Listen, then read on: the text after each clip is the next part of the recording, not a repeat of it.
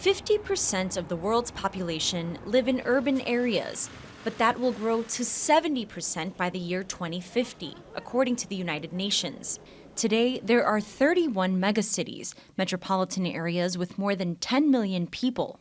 Tokyo, Delhi, Shanghai, Mexico City, Sao Paulo, Cairo. By 2030, the UN predicts there will be 41. As the number of city dwellers rises, so do problems like overcrowding, pollution, housing shortages, and aging infrastructure like mass transit and highways. So is future urbanization going to be a good thing or a bad thing? If you care about people, this is the defining question of our time.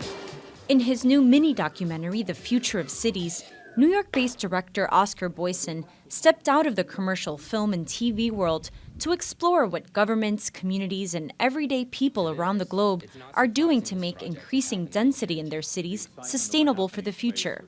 What were the central problems that you were trying to address? Cities can get a bad name as far as being dirty or contributing to congestion, carbon output, etc. But what people often don't think about is that when we all are packed in, living in dense quarters, there's so much to gain. We're using that as an opportunity to innovate more, exchange more ideas, use energy more efficiently, use water more efficiently. And let's look at examples of how we're using density and doing it right, and how that's actually the best, if not the only way, to save the planet. In partnership with the Nantucket Project, an ideas incubator that hosts a TED Talk-like yearly conference focused on innovations, and a private investor, Boyson set out to show sustainability projects in transportation, energy, and water use that can be replicated all over the world, from countries as varied as Iceland, geo-thermal energy power plant, and Peru. This is a fog catcher, and it can get up to 500 liters of water a day. Boyson put out a global call for ideas on YouTube. Nice meeting you over the internet. And received more than 1,300 responses from 75 countries. The future of cities. Many who sent Boyson ideas agreed to serve as tour guides and videographers during his 3-week-long shoot in 16 cities. Other participants sent him video they'd filmed on their own. This is Lucas, we met on YouTube. This man in Santiago, Chile, introduced Boyson to an electric rickshaw that residents can ride for free.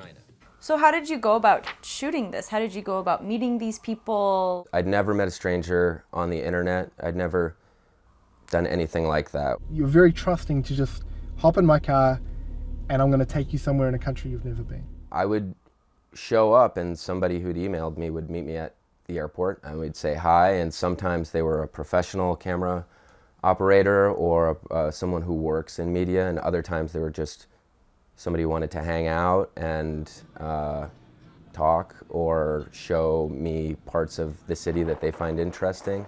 Over the course of 2 weeks, Boyson traveled all over the world to places like Chile, New Zealand, Mumbai, and Copenhagen. And I think part of the deal was, hey, if you help me with this video while I'm in your city, I'm going to really take the time with the incredible editing team that helped me to make something you're going to be proud of. In South Korea, Boyson visited what urban planners call the world's first smart city, Sangdo.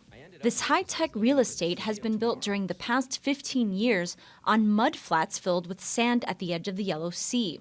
Sensors monitor the city's energy use, traffic flow, and waste management system that sends trash and recycling through underground tunnels to waste processing centers. And he also went to smaller projects in the developing world, like the cities in Nigeria, Pakistan, and the Philippines, embracing homegrown solutions to its climate change-related problems. Flooding is an issue in Makoko, so they built a school that floats by using cheap and available materials. This woman turns discarded plastic into bricks in Karachi. In Manila, they turn water bottles into solar light bulbs. Boyson also studied American cities. He met resident Abes Maki in Detroit, where the city's debt crisis caused water shutoffs in 2014. Maki created City Water, a phone app that allows residents to monitor their water usage in real time or report leaks. We're no Silicon Valley, but we're trying to become a city that brings tools and brings solutions and brings jobs back. In Los Angeles, Boyson found one man using his solar panels and atmospheric generators to extract clean drinking water from humid air. Every building ideally can make its own water and be water self-reliant. Then there is the problem of traffic and the air pollution it causes. Instead of building larger highways to accommodate more cars, Boyson found Seoul, South Korea, and Shenzhen, China, have replaced old highways with public thoroughfares that have bike paths and greenways. In Singapore, where 80% of the population lives in subsidized high-rise housing, the government charges citizens higher taxes for the social costs of car ownership, caps car leases to 10 years, and also plans to build a carless city. Obviously, so much of 20th century megacities were built around the car, to service the car, which we're learning is not necessarily the best thing for people, whether that's air pollution or people getting hit by cars or running large highways through neighborhoods. Boyson wasn't able to include all of the innovative projects into his initial mini-documentary, like one of his favorite submissions from Medellin, Colombia, which built a green belt that surrounds the city to benefit residents who have been pushed to the outskirts of the city by gentrification. And it's giving the people the furthest away from the center of the city this place where that will produce jobs, but also shared public space, shared green space. So I love that idea. Since posting Future of Cities to the internet in December, Boyson continues to receive unsolicited videos, and he aims to produce a series of small films. You say in the film that the people that you met were the ones that gave you the most hope for the future. Why is that? I'd get off a plane and I'm with somebody who's donating their time and their energy to show me around their city. And their perspective, their energy, their effort is informed just by love and interest, right? So the point of view that they're sharing with me is totally about a citizen. If I hire a production services company in one of these cities, they're going to show me what they think I want to see. So to have this very pure relationship with the city that I was seeing was really inspiring and a real reminder that cities are about people. They're not about buildings, they're not about cars. People have always made the difference. And feeling that again and again, whether it was someone I met in person or just corresponded with over the internet, was very inspiring.